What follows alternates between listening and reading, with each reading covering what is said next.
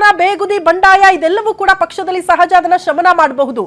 ಆದ್ರೆ ಇಲ್ಲಿ ಮಹಿಳೆಯರಿಗೆ ಅವಕಾಶ ಇಲ್ಲ ಅನ್ನೋದೇ ಅತಿ ದೊಡ್ಡ ಅನ್ಯಾಯ ಅನ್ನುವಂತಹ ವಿಚಾರಗಳನ್ನ ನಾವು ಗಮನಿಸಬೇಕಾಗತ್ತೆ.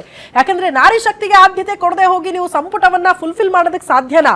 ಇರುವ ಒಂದು ಸ್ಥಾನ ಫುಲ್ಫಿಲ್ ಮಾಡಿದ್ರು ಕೂಡ ಯಾವಾಗ ಮಾಡ್ತೀರಿ? ಇಷ್ಟೇ ಗೊಂದಲ ಮಹಿಳೆಯರ ವಿಚಾರಕ್ಕೆ ಸಂಬಂಧಪಟ್ಟಂತೆ ಅನ್ನೋದೇ ಪ್ರಶ್ನೆ. ಅದಕ್ಕೆ ಒಂದು ಕ್ಲಾರಿಟಿ ಸಿಗಬೇಕು ಅಂತ ಅನ್ಸುತ್ತೆ. ರಾಜೇಂದ್ರ ಸರ್, ಏನ್ ಅನಿಸ್ತು ಸರ್ ನಿಮಗೆ? ಅಂದ್ರೆ ಮಹಿಳೆಯರಿಗೆ ಒಂದು ಅವಕಾಶ ಕೊಟ್ಟುಬಿಟ್ಟಿದ್ರೆ ಇಷ್ಟೆಲ್ಲ ಟೀಕೆ ಟಿಪ್ಪಣಿಗಳು ಇರ್ಲಿಲ್ಲ. ಬಂಡಾಯ, ಅಸಮಾಧಾನ, ರಾಜೀನಾಮೆ ಇದ್ಯಾವುದು ಕೂಡ ಹೊಸತಲ್ಲ ಪಕ್ಷಗಳಲ್ಲಿ ಅಂತ. ಇಲ್ಲ, ಕೊಡಬೇಕು ಅಲ್ಲ, ಅದು ಈಕ್ವಲ್ ಪ್ರಪೋರ್ಷನು ಎಲ್ಲ ಇದೆ, ಸಪ್ರಮಾಣದಲ್ಲಿ ಮಾಡಬೇಕು, ಮಹಿಳೆಯರಿಗೆ ಆದ್ಯತೆ ಕೊಡಬೇಕು. ನಿಜ, ಈಗ ಅವರು ಮಹಿಳೆಯರೇ ಎಲ್ಲ ಕಡೆ ಪಾರ್ಲಿಮೆಂಟಿಂದ ಹಿಡಿದು ಪಂಚಾಯತಿವರೆಗೂ ನಾವು ಮಹಿಳೆಯರನ್ನೇ ಫೋಕಸ್ ಮಾಡ್ತಾ ಇರಬೇಕು. ಅವ್ರಿಗೆ ಸಲ್ಲಬೇಕಾಗಿರ್ತಕ್ಕಂಥ ಗೌರವ ಮತ್ತು ಆದ್ಯತೆ ಅದು ಸಲ್ಲಬೇಕಾಗುತ್ತೆ. ಅದರಲ್ಲಿ there is no second opinion ಅಂತ ಇಟ್ಟು. ಇಲ್ಲಿ ಈ ರೀತಿಯಾದಂಥ ಒಂದು ಗೊಂದಲಗಳು ಯಾಕೆ, ಯಾರು ಸೃಷ್ಟಿ ಮಾಡಿದ್ರು ಅನ್ನೋದಕ್ಕೆ ಒಂದು ಕ್ಲಾರಿಫಿಕೇಶನ್ ಬೇಕಾಗುತ್ತೆ. ಸೋಫಾರ್ ಯಾರು ಕೂಡ ಅದ್ರ ಬಗ್ಗೆ ಕ್ಲಾರಿಫಿಕೇಶನ್ ಕೊಟ್ಟಿಲ್ಲ ಅನ್ನೋದು. ಯಾಕೆಂತ ಹೇಳಿದ್ರೆ, ನೀವು ಒಂದು ಸಾರಿ ಪಟ್ಟಿ ಬಿಡುಗಡೆ ಆಯಿತು ಅಂತ ಹೇಳಿದ ಮೇಲೆ, ವರಿಷ್ಠರು ಬಿಡುಗಡೆ ಮಾಡಿದ್ದಾರೆ ಅಂತ ಹೇಳಿದ್ಮೇಲೆ it is set to be as a confirmed list ಅಂತ ನಮಗೆ ಗೊತ್ತಾಗುತ್ತೆ. ರಾಜಭವನಕ್ಕೆ ಅದು ಫಾರ್ವರ್ಡ್ ಆಗಿದ್ರು ಕೂಡ. ಮತ್ತು ಈ ಒಂದು ಮಧ್ಯದಲ್ಲಿ ನೀವು ಅವ್ರನ್ನ ಮಾಡಬೇಕಾ ಬಿಡಬೇಕಾ ಅಂತಕ್ಕಂಥ ಒಂದು ಗೊಂದಲದಲ್ಲಿ ಬಿದ್ದು ಡ್ರಾಪ್ ಮಾಡಿದ್ರೆ ಟೀಕೆಗೆ ಒಳಗಾಗ್ತೀರ. ಮತ್ತು ಇದರದ್ದು ಪರಿಣಾಮ ಎದುರಿಸಬೇಕಾಗುತ್ತೆ ಯಾವುದು ಚುನಾವಣೆಗಳಲ್ಲಿ. ಮತ್ತು ಜನರ ಒಂದು ಸಾರ್ವತ್ರಿಕವಾದಂಥ ಒಂದು ಆಕ್ರೋಶ ಇರುತ್ತೆ, ಇಲ್ಲ ಅಂತಕ್ಕಂಥದ್ದಲ್ಲ. ಅದಕ್ಕೆ ಇಂಥ ವಿಚಾರಗಳಲ್ಲಿ ಮಾಡಬೇಕಾಗಿದ್ರೆ ತುಂಬ ಮೆಟಿಕ್ಯುಲಸ್ ಆಗಿ ಕರೆಕ್ಟಾಗಿ ಅದನ್ನು ಮಾಡಬೇಕು ಅನ್ನೋದು ನಂಬರ್ 1. ಎರಡನೇದು, ಅಲ್ಲಿ ಆ ಪಟ್ಟಿನಲ್ಲಿ ಅದು ಯಾವ ರೀತಿ ನುಸುಳುತ್ತೋ ಗೊತ್ತಿಲ್ಲ. ಈಗ ಸ್ಪೀಕರ್ ಅಂಡ್ ಡೆಪ್ಯೂಟಿ ಸ್ಪೀಕರ್ ವಿಚಾರಗಳು ಆ ರೀತಿಯಾಗಿ ಬರ್ತಕ್ಕಂಥದ್ದು ಅಲ್ಲ. ಯಾಕೆಂತ ಹೇಳಿದ್ರೆ the speaker post it is as good as the post of A high court judge. ಯಾಕೆಂತ ಹೇಳಿದ್ರೆ ಅದು ನ್ಯಾಯಾಧೀಶರು. ಅದಕ್ಕೆ ಒಬ್ಬ ಸ್ಪೀಕರ್ ಆದ ತಕ್ಷಣ ಅವರು he will resign for his primary membership the political party. ಪ್ರೈಮರಿ ಮೆಂಬರ್ಶಿಪ್ಗೆ ಅವ್ರು ರಾಜೀನಾಮೆ ಕೊಡಬೇಕು. ಸ್ಪೀಕರ್ ಅಂತಕ್ಕಂಥ ಅವನಿಗೆ ಯಾವುದೇ ಪಕ್ಷ ಇರೋದಿಲ್ಲ. He consider to be as a high court judge. ಇದು ನಮ್ಮ ಸಂವಿಧಾನದಲ್ಲಿರ್ತಕ್ಕಂಥ ಇದು. ಹಾಗಾಗಿ ಇದು ಈ ರೀತಿಯಾಗಿ ನೀವು ಒಂದು ಪಾರ್ಟಿ ಹೆಸರಿನಲ್ಲಿ ಅವರು ಮಂತ್ರಿ ಸ್ಥಾನಕ್ಕೆ ಬರೋದಿಲ್ಲ. Speaker cannot be designated, speaker cannot be interpreted as A minister. He is neither A minister ನಾರ್ ಇದು ಅಂತಕ್ಕಂಥದ್ದು ಬರುತ್ತೆ. Speaker is a speaker, deputy speaker. ಅದರದೇ ಆದಂಥ ಒಂದು ಸಾಂವಿಧಾನಿಕವಾದಂಥ ಗೌರವಗಳಿದೆ. ಇದು ಕೂಡ ಎಲ್ಲೋ ಒಂದು ಕಡೆ ಲೋಪ ಆಗಿದ್ದರೆ ಅವರು ಯಾರಿದ್ದಾರೆ ವಕ್ತಾರರು, ನಾನು ಹೇಳೋದು ಪಾರ್ಟಿ ವಕ್ತಾರರು, ಅದನ್ನು ಕ್ಲಾರಿಫೈ ಮಾಡಬೇಕಾಗುತ್ತೆ. ನಂಬರ್ 1. ಇದು ಕೂಡ ಈ ರೀತಿಯಾದಂಥ ಲೋಪಗಳಾಗಬಾರ್ದಲ್ವೇ? ಪಾರ್ಟಿಗೆ ಅಂತ ಒಂದು ಚರಿತ್ರೆ ಇದೆ, ಪಾರ್ಟಿ ಎಷ್ಟು ಅಂತ ಓಲ್ಡ್ ಇದು, ಇವ್ರಿಗೇನು ಹೊಸದಲ್ಲ. ಈ ರೀತಿ ಇರಬೇಕಾದ್ರೆ ಇಂತಹ ಲೋಪಗಳನ್ನು ಮುಚ್ಕೊಳ್ತಕ್ಕಂಥದ್ದು ಅಲ್ಲ ಅನ್ನೋದನ್ನು ನಾನಿಲ್ಲಿ ಹೇಳ್ತಾ ಇದ್ದೇನೆ. ಸೊ ಇವೆಲ್ಲವೂ ಕೂಡ ನಾವು ನೋಡಿದಾಗ ಎಲ್ಲೋ ತರಾತುರಿನಲ್ಲಿ, ಆತುರದಲ್ಲಿ, ಒಂದು ಕನ್ಫ್ಯೂಸಿಂಗ್ ಲ್ಯಾಂಡಿಂಗ್ ಇದರಲ್ಲಿ ಯಾಕೋ ಮಾಡಿದ್ರಲ್ಲ, ಇದು ಏನು ಅಂತಕ್ಕಂಥದ್ದು ಪ್ರಾಯಶಃ ಇವತ್ತಾದರೂ ಅವರು ಕ್ಲಾರಿಫೈ ಮಾಡಿದ್ರೆ ಸರಿ ಹೋಗುತ್ತೆ ಅಂತ ನಾನು ಅನ್ಕೊಂಡೆ. ಖಂಡಿತ ಹೇಳಿದಂತ ನಮ್ಮ ಹಿರಿಯರು ಹೇಳಿದ ಮಾತನ್ನ ನಾನು ಒಪ್ತೇನೆ. ಸ್ಪೀಕರ್ ಮತ್ತೆ ಸಭಾಪತಿ ಸಮಯಗಳನ್ನ ತೆಗೆದುಕೊಂಡಾಗ್ಲೂ ಕೂಡ ಈ ಗೊಂದಲ ಇದೆ ಪಕ್ಷದಲ್ಲಿ ಅಂತ ಅಂದ್ರೆ ಅತಿ ದೊಡ್ಡ ಡ್ಯಾಮೇಜ್ ಅಲ್ವಾ ಸರ್ ಅದು? ನಮ್ಗೇನ್ ಡ್ಯಾಮೇಜ್ ಅಲ್ಲ ಮೇಡಮ್, ಡ್ಯಾಮೇಜ್ ಖಂಡಿತ ಅಲ್ಲ ಮೇಡಮ್. ಕೆಲವ್ರನ್ನ ಅದಕ್ಕೆ ಹೇಳಿದೀವಿ, ನಿಮ್ಮನ್ನ ಪಕ್ಷದ ಕಾರ್ಯಕ್ಕೆ ಉಪಯೋಗಿಸ್ಕೋತೀವಿ ಅಂತಾನು ಹೇಳಿದೀವಿ. ಕೆಲವ್ರನ್ನ ಮಾತಾಡ್ತೀವಿ, ಮಾತಾಡ್ತಾ ಇಲ್ಲ. ಈಗ ಸ್ಪೀಕರ್ ಕ್ಲಾರಿಫೈ ಕೊಡ್ತಾ ಇದ್ದೀನಿ ನೋಡಿ, ಹೇಳಿದ್ದು ಕರೆಕ್ಟ್. ಸ್ಪೀಕರ್ ಮತ್ತೆ ಸಭಾಪತಿ ಸ್ಥಾನ ಯಾವುದು ಕೂಡ ಯಾವುದೇ ಒಬ್ಬ ಪಕ್ಷದ ಸ್ವತ್ತಲ್ಲ. ಹೌದು, ಆ ಸಾಮಾನ್ಯ ಜ್ಞಾನ ನಮಗೂ ಇದೆ. ಇದನ್ನ ಏನಾದ್ರೂ ನಮ್ಮ ಹೈಕಮಾಂಡ್ನವರು ಸರ್ಕಾರಕ್ಕೆ ಬರೆದಿದ್ರೆ ಖಂಡಿತವಾಗ್ಲೂ ಅದು ತಪ್ಪು. ಇದು ನಮ್ಮ ಮನೆ ವಿಚಾರ ಆಗಿರೋದ್ರಿಂದ, ಅಥವಾ ಯಾವುದೇ ಅಧಿಕಾರಿಗಳಿಗೂ ಬರೆದಿಲ್ಲ ಸರ್ಕಾರದ ಮಟ್ಟದಲ್ಲಿ. ನಮ್ಮ ಪಕ್ಷದ ಮುಖ್ಯಮಂತ್ರಿಗಳಂದ್ರೆ ಅವರು ಕೂಡ ಪಕ್ಷದ ಅಧೀನದಲ್ಲಿ ಇರ್ತಾರೆ. ಅವರಿಗೆ ಏನಂತ ಬರೆದಿದ್ದಾರೆ, ನೋಡಪ್ಪ ಇಂತಿಂಥವ್ರನ್ನ ನಾವು ಮಂತ್ರಿ ಮಂಡಲಕ್ಕೆ ನಾವು ಓಕೆ ಮಾಡಿದ್ದೀವಿ, ಜೊತೆಯಲ್ಲಿ ಸಭಾಪತಿ ಸ್ಥಾನ ಖಾಲಿ, ಉಪಸಭಾಪತಿ ಇದು ಸ್ಪೀಕರ್ ಖಾಲಿ ಇದೆ, ಅದಕ್ಕೆ ಇಂತಿಂಥವ್ರನ್ನ ಮಾಡಬೇಕು ಅಂತೇಳಿ ನಮ್ಮ ಪಕ್ಷ ತೀರ್ಮಾನ ತಗೊಂಡಿದೆ.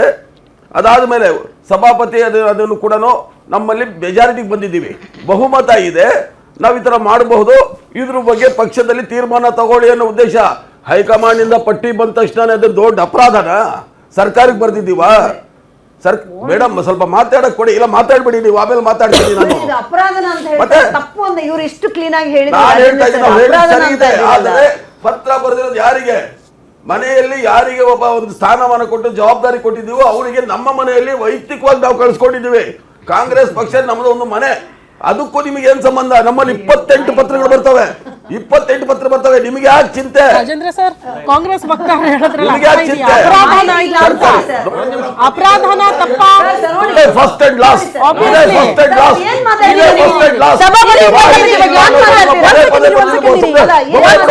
ಪಕ್ಷದ ವಕ್ತಾರಗಿಂತಲೂ ಹಿರಿಯ ಪತ್ರಕರ್ತರ ಇಲ್ಲಿ ಆಮೇಲೆ ಅಲ್ಲರಿ ನಿಮ್ಮ ಲೆಟರ್ ನಲ್ಲಿ ಸಭಾಪತಿ ಹೆಸರು ಹೇಳ್ತೀರಾ? ನಾಚಿಕೆ ಆಗಲ್ಲ ನಿಮ್ಗೆ? ಸಭಾಪತಿ ಹೆಸರು ಅದನ್ನು ವಹಿಸ್ಕೊಂಡು ಮಾತಾಡ್ತಿರಲ್ಲ.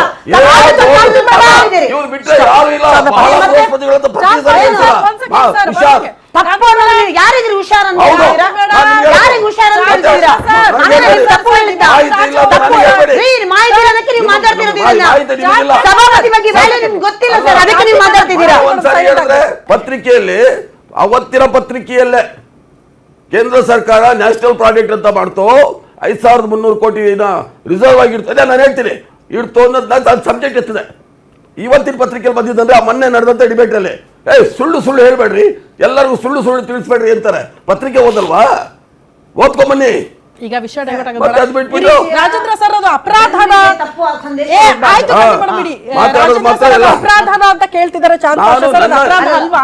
ನನ್ನ ಇದನ್ನ ನಾನು ಇಡ್ತಾ ಇದ್ದಾರೆ ಅಂತ ಹೇಳಿದ್ರೆ, ಈಗ ಅವ್ರಿಗೆ ಸ್ಪೀಕರು ಡೆಪ್ಯೂಟಿ ಸ್ಪೀಕರು ಆಯ್ಕೆ ಮಾಡ್ತಕ್ಕಂಥದ್ದು ಮತ್ತೆ ಅದು that is the whole prerogative of the legislature ಅದು ಶಾಸನಸಭೆಯ ಒಂದು ತೀರ್ಮಾನಕ್ಕೆ ಮತ್ತೆ ಇದನ್ನ ಅದಕ್ಕೆ ಒಳಪಟ್ಟಿರುತ್ತೆ. ಅದರಲ್ಲಿ ಆಡಳಿತಾರೂಢ ಪಕ್ಷದ ಇದಿರುತ್ತೆ, ಇಲ್ಲ ಅಂತಕ್ಕಂಥದ್ದಲ್ಲ. ಇಲ್ಲಿ ಅಪರಾಧನ ಹೌದಾ ಅಲ್ವಾ ಅಂತಕ್ಕಂಥದ್ದಲ್ಲ. ಇಂಥ ಒಂದು ಸಂದರ್ಭದಲ್ಲಿ ಒಂದು ಮಂತ್ರಿಮಂಡಲ ವಿಸ್ತರಣೆ ಪ್ರಮಾಣ ವಚನ ಆಗ್ತಕ್ಕಂಥ ಸಂದರ್ಭದಲ್ಲಿ ರಾಜ್ಯಪಾಲರಿಗೆ ಹೋಗ್ತಕ್ಕಂಥ ಒಂದು ಅಧಿಕೃತವಾದಂತಹ ಒಂದು ಸಂದೇಶದಲ್ಲಿ ಈ ರೀತಿಯಾಗಿ ಪಕ್ಷದ ಲೆಟರ್ ಹೆಡ್ನಲ್ಲಿ ಬರ್ತಕ್ಕಂಥದ್ದು ಸರಿಯಾ ಅನ್ನೋದು ಅಷ್ಟೇ. ಇದು ಅಪರಾಧನ ಇದು ಅಬ್ಸಲ್ಯೂಟ್ ಇದೆ ಅಂತಕ್ಕಂಥದ್ದನ್ನು ಯಾರು ತೀರ್ಮಾನ ಮಾಡಬೇಕು ಅನ್ನೋದಲ್ಲ. ಅದು ಆ ರೀತಿ ಲೋಪಗಳಾಗಬಾರ್ದಲ್ಲ. ಇದು ಯಾಕೆಂತ ಹೇಳಿದ್ರೆ ಇದು ಸಾಮಾನ್ಯವಾದಂಥ ಒಂದು ಸಮಾರಂಭ ಅಲ್ಲ. ಪ್ರಮಾಣ ವಚನ ಸ್ವೀಕರಿಸ್ತಾ ಇರ್ತಕ್ಕಂಥ ಸಂದರ್ಭ ಎಂಥದ್ದು? ರಾಜ್ಯಪಾಲರಿಗೆ ಹೋಗಿರ್ತಕ್ಕಂಥ ಪತ್ರದಲ್ಲಿ ರಾಜ್ಯಪಾಲರ ಸಮಕ್ಷಮದಲ್ಲಿ ಆಗ್ತಕ್ಕಂಥ ಒಂದು ಪ್ರಮಾಣ ವಚನದಲ್ಲಿ, ಪ್ರಮಾಣ ವಚನ ಅಂತ ಹೇಳಿದ್ರೆ ಮಂತ್ರಿಯಾಗಿ ರಾಜ್ಯ ಸರ್ಕಾರದ ಪ್ರತಿನಿಧಿಯಾಗಿ ಆಗುವಂಥ ಮಂತ್ರಿ ಪ್ರಮಾಣ ವಚನ ಸ್ವೀಕಾರದ ಸಮಾರಂಭದ ಒಂದು ಪಕ್ಷದ ಒಂದು ಲೆಟರ್. ಅಫ್ಕೋರ್ಸ್ ನೀವು ಮಿನಿಸ್ಟರ್ಸ್ ನೀವು ಯಾರ್ಯಾರು ಪ್ರಮಾಣ ವಚನ ಸ್ವೀಕರಿಸ್ತಾರೆ ಅಂತ ಹೇಳ್ಬಿಟ್ಟು ಕೊಟ್ಟಿದ್ದೀರಾ, yes that is your absolute right. ಆದರೆ ಅದರಲ್ಲಿ ಈ ಸ್ಪೀಕರ್ ಅಂಡ್ ಡೆಪ್ಟಿ ಸ್ಪೀಕರ್ ಅಂತಕ್ಕಂಥದ್ದು ಇಂಡಿಕೇಟ್ ಆಗ್ತಕ್ಕಂಥದ್ದು, ಇಲ್ಲಿಸ್ಟ್ರೇಟ್ ಆಗ್ತಕ್ಕಂಥದ್ದು, ಈಸ್ ಇಟ್ ಕರೆಕ್ಟ್ ಅಂತಕ್ಕಂಥದ್ದೇ ಪ್ರಶ್ನೆ.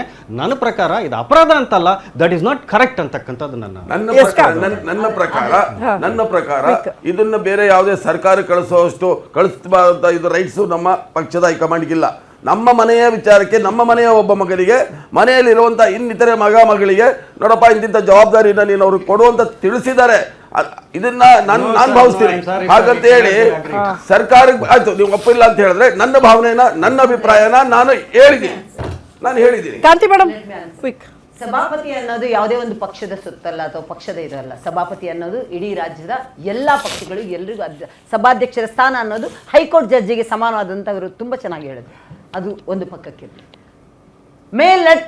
ಲಡ್ ಸಕ್ತಿ ಹೂ ಅಂತ ಹೇಳಿ ಕಾಂಗ್ರೆಸ್ ಪಕ್ಷದ ಅತ್ಯುನ್ನತ ನಾಯಕಿ ಹೇಳಿದ್ರಲ್ಲ, ಇವಾಗ ಎಲ್ಲ ಹೋಗಿದ್ದಾರೆ? ಒಂದೇ ಒಂದು ಮಹಿಳೆಗೆ ಇವತ್ತಿಲ್ಲಿ ಕ್ಯಾಬಿನೆಟ್ ಮಿನಿಸ್ಟರ್ ಕೊಟ್ಟಿಲ್ಲ ಅಂದಾಗ ಲಡ್ ಸಕ್ತಿ ಅಂತ ಹೇಳಕ್ಕಿಲ್ವಾ ಅವರೀಗ? ಮಹಿಳೆಯರಂದ್ರೆ ಅಷ್ಟೊಂದು ತಾತ್ಸಾರನ? ಅಷ್ಟೊಂದು ನಾನು ಮತ್ತೆ ಪದೇ ಪದೇ ಹೇಳ್ತಿದ್ದೀನಿ ಶ್ರುತಿ, ಒಂದು ಮಹಿಳೆಗೆ ಹೆಸರುಗಳು ಬರೆದು ರೆಡಿ ಆಗಕ್ಕೆ ಹೇಳಿ ಕಂಗ್ರಾಚುಲೇಷನ್ ಹೇಳಿ ಸ್ವೀಟ್ ತಿನ್ನಿಸಿ ಪ್ರಮಾಣ ವಚನ ಟೈಮಲ್ಲಿ ನೀವು ಬರಬೇಡಿ ಅಂತ ಹೇಳ್ತಿರಲ್ಲ, ಇದಕ್ಕಿಂತ ಇನ್ಸಲ್ಟ್ ಇದೆಯಾ? ಅಂದ್ರೆ ನಿಮಗೆ ಹೇಳೋಣ ಶ್ರುತಿ, ನೀವೇ ಒಂದು ಮಿನಿಸ್ಟರ್ ಅಂತ ಫೋನ್ ಬರುತ್ತೆ ನಿಮಗೆ, ಪೂಜೆ ಎಲ್ಲ ಮಾಡಿ ಎಲ್ಲರೂ ಸ್ವೀಟ್ ತಿನ್ನಿಸ್ತಾರೆ, ಎಲ್ಲರೂ ಕಂಗ್ರಾಚುಲೇಷನ್ ಹೇಳ್ತಾರೆ, ಕೊನೆ ಮಿನಿಟ್ಗೆ ನೀವು ಬರಬೇಡಿ ಅಂದ್ರೆ ನಿಮ್ಗೆ ಹೇಗೆ ಅನ್ಸುತ್ತೆ? ಅಂದ್ರೆ ಇದು ಮಹಿಳೆಯರಿಗೆ ಕೊಡುವಂತಹ ಇದು ಪ್ರಾತಿನಿಧ್ಯನ?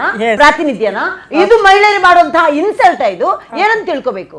ಕೊಟ್ಟಿಲ್ಲ ಓಕೆ, ಕೊಟ್ಟಿಲ್ಲ ಅಂದ್ರೆ ಓಕೆ, ಅದೇ ಇನ್ಸಲ್ಟ್ ಮಾಡ್ತಿರಲ್ಲ, ಇದಕ್ಕಿಂತ ದೊಡ್ಡದು ಯಾವ್ದಿಲ್ಲ ರೀ. ಕರೆಕ್ಟ್. ಕಾಂತಿ ಮೇಡಮ್ ಹೇಳ್ದಂಗೆ ಅಟ್ಲೀಸ್ಟ್ ಕೊಡದೇ ಇದ್ದಿದ್ರು, ಲಿಸ್ಟ್ ಅಲ್ಲಿ ಹೆಸರಿಲ್ಲ ಅಂದಿದ್ರು, ಇವತ್ತಲ್ಲ ನಾಳೆ ಸಿಗುತ್ತೆ ಅಂತ ಸೈಲೆಂಟ್ ಆಗ್ಬಿಟ್ಟಿರೋರು.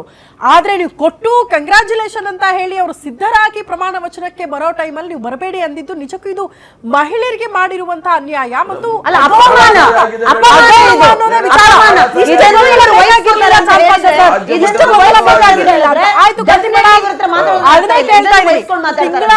ಎರಡು ತಿಂಗಳಾಯ್ತು ಸರ್ ಅವರು ಮುಖ್ಯಮಂತ್ರಿ ಆಗಿ ಅಧಿಕಾರ ಸ್ವೀಕಾರ ಮಾಡಿ. ಇಷ್ಟು ಗೊಂದಲ ಬೇಕಾಗಿರ್ಲಿಲ್ಲ ಅಂತ ಒಂದು ಕ್ಲಾರಿಟಿಗೆ ಬರಕ್ಕೆ. ಇಷ್ಟು ಗೊಂದಲ ಬೇಕಾ ಅಂತ ಇನ್ಫ್ಯಾಕ್ಟ್ ಕಾಂಗ್ರೆಸ್ ಹೈಕಮಾಂಡ್ಗೂ ಆಗ್ಲಿಲ್ವಾ ಅದನ್ನ ಪರಿಹಾರ ಮಾಡಕ್ಕೆ? ಅಷ್ಟು ಗೊಂದಲದಲ್ಲೇ ಪಟ್ಟಿ ರವಾನೆ ಮಾಡೋದಕ್ಕೆ ಸಾಧ್ಯನಾ?